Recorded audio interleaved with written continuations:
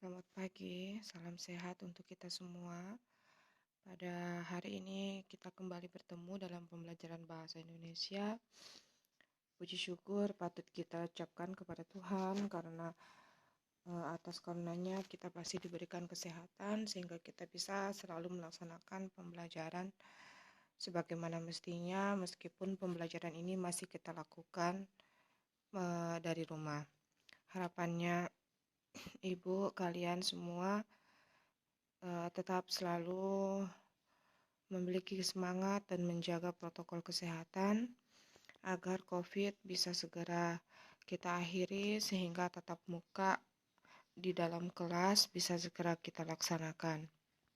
Baik anak-anakku semuanya, pada pertemuan hari ini kita akan membahas tentang materi teks editorial.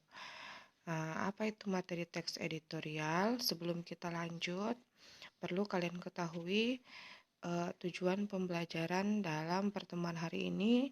Yang pertama adalah siswa dapat menemukan informasi dalam teks editorial. Kemudian yang kedua, siswa dapat menjelaskan struktur teks editorial. Jadi dalam aktivitas pertama, kalian harus bisa menemukan informasi. Kemudian dalam aktivitas kedua, kalian harus bisa menentukan atau menjelaskan struktur dari teks editorial. Nah, teks editorial itu sama dengan tajuk rencana. Kalau zaman dulu bahasanya atau namanya adalah tajuk rencana. Nah, apa itu tajuk rencana? Suatu artikel, jadi editorial ini adalah artikel yang memuat peristiwa atau fakta sebagai dasar menyatakan pendapat atau opini. Adalah artikel yang memuat peristiwa atau fakta yang biasanya terdapat di surat kabar atau majalah. Nah, biasanya kalau kalian buka majalah, ada kolom-kolom kecil bagian samping itu ada tulisannya tajuk rencana atau editorial. Nah, itulah yang dimaksud dalam teks yang kita pelajari hari ini.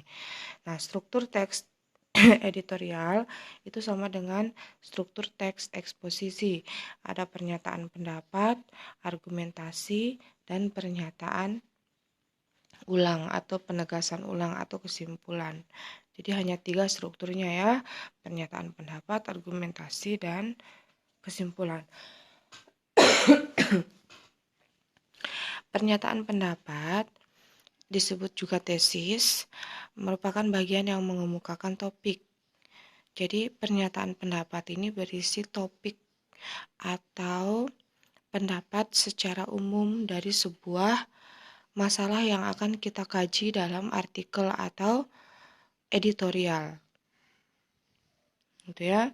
Nah, pernyataan pendapat ini biasanya dijadikan sebagai pembuka dalam sebuah teks editorial. Jadi, pernyataan pendapat itu letaknya pasti di awal. Nah, selanjutnya ada argumentasi. Argumentasi ini berisi tentang fakta yang terjadi di lapangan dan mengomentari fakta tersebut berdasarkan sudut pandangnya. Jadi, tujuan argumentasi adalah untuk mempengaruhi dan meyakinkan pembaca. Nah, dalam perumusan argumentasi ini, kalian menyampaikan fakta-fakta apa yang ada di lapangan yang kalian temukan terkait dengan tema editorial yang kalian pilih, begitu. Nah, selain menguraikan fakta-fakta, dalam perumusan argumentasi ini kita harus memberikan pendapat atau komentar kita terkait fakta yang kita sajikan dalam artikel atau editorial tersebut. Itu perumusan argumentasi. Nah, setelah argumentasi, kita membuat pernyataan ulang. Pernyataan ulang ini sama dengan kesimpulan. Dia berupa penutup,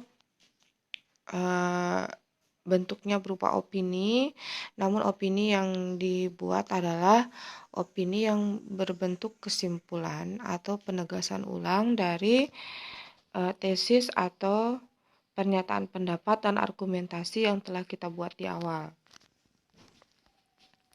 Apa tujuan argumentasi? Tadi sudah sempat disampaikan sedikit bahwa argumentasi itu gunanya untuk meyakinkan pembaca. Setelah kita mengemukakan fakta, mengemukakan pendapat awal, pernyataan awal, maka kita perlu menguraikan argumentasi. Tujuannya adalah untuk meyakinkan pembaca terkait informasi apa yang kita sampaikan dalam editorial. Itu. Nah, corak tajuk rencana atau teks editorial itu adalah bersifat interpretatif. Corak atau sama dengan ciri ya.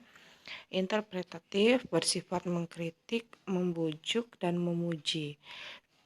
Interpretatif ini maksudnya memberi informasi lebih luas tentang suatu fakta atau peristiwa. Jadi ketika kalian membuat teks editorial, harus bersifat interpretatif atau memberikan informasi secara luas terkait dengan objek yang akan kita uraikan. Contoh, kalian mau membuat teks editorial tentang penyaluran bantuan masa pandemi COVID-19 misalnya. Nah, kalian harus bisa menguraikan pendapat atau fakta yang kalian miliki secara interpretatif atau memberikan informasi secara luas terhadap fakta atau peristiwa yang berkaitan dengan penyaluran bantuan masa pandemi tersebut itu. Nah, bersifat mengkritik. Mengkritik ini artinya bukan saja menyalahkan. Mengkritik itu kita menguraikan sisi kelemahan sebuah keadaan, tetapi sekaligus kita harus memberikan solusi terbaik untuk mengakhiri atau menyelesaikan masalah tersebut gitu. Jadi kalau kita mengkritik seseorang, kita tidak boleh hanya menyalahkan saja, tetapi kita harus memberikan pendapat kenapa kita menyalahkan hal tersebut, kemudian apa langkah yang harus kita tempuh agar kesalahan yang kita uraikan tadi itu bisa menjadi sesuatu yang bernilai positif. Itu mengkritik. Nah, membujuk sama dengan mengajak ya, mendorong pembaca untuk membuat sesuatu. Sama halnya memuji. Memuji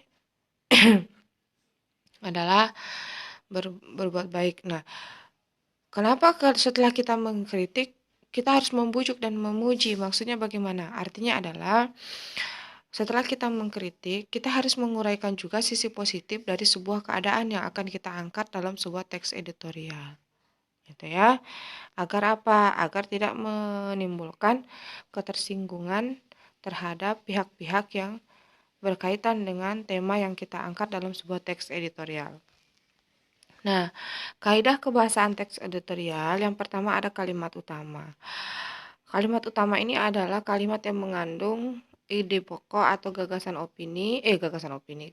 pokok atau kata kunci dalam setiap paragraf. Gitu ya. Kemudian ada penggunaan adverbial frekuensi. Apa itu adverbial frekuensi? Kata keterangan yang menunjukkan intensitas kegiatan seperti, nah ini ada contohnya, selalu, biasanya, sering, kadang-kadang. Jadi dalam teks editorial itu jika ada kata-kata selalu, biasa, sering, dan lain-lain ini, maka dia termasuk adverbial frekuensi. Adverbial itu adalah kata keterangan, frekuensi itu menunjukkan intensitas kegiatan. Nah, selain adverbial tersebut, aspek kebahasaan dalam sebuah teks editorial adalah ada kata keterangan makna modalitas. Di sini sudah Ibu contohkan, ada contoh-contoh dari kata keterangan makna modalitas, silakan dicermati sendiri. Kemudian konjungsi. Nah, ini konjungsi. Ini konjungsi ya. Tuh, konjungsi adalah kata penghubung. Konjungsi yang ada dalam editorial ada konjungsi argumentasi, ada juga di sini contohnya, silakan dicermati. Konjungsi untuk memperkuat argumentasi. Di sini ada juga contohnya, boleh kalian baca-baca. Ibu next saja supaya durasi tidak terlalu lama, kasihan pakai datanya. Konjungsi menyatakan harapan, itu ada di sini. Jadi dalam editorial itu ada berapa konjungsi ya? Ada harapan, kemudian argumentasi, dan lain-lain.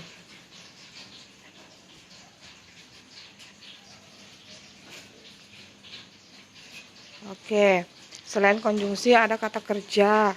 Kata kerja itu kata-kata yang mengandung sebuah aktivitas kegiatan, ada material, mental, dan relasional.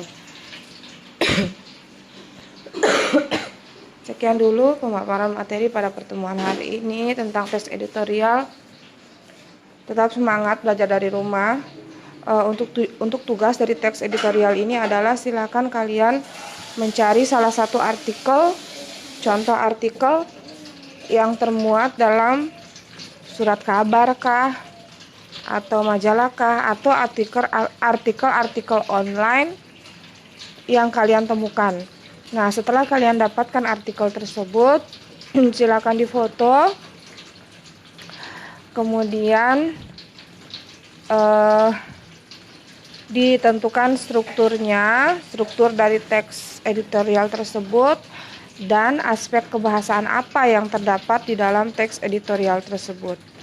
Jadi itu tugasnya ya, sekali lagi Ibu sampaikan, tugasnya adalah silakan mencari satu contoh artikel, baik dalam surat kabar, majalah, atau media online lainnya, difoto artikel tersebut, kemudian yang kedua, buat strukturnya, yang ketiga, tentukan aspek kebahasaan apa yang ada di dalam teks artikel yang kamu dapatkan.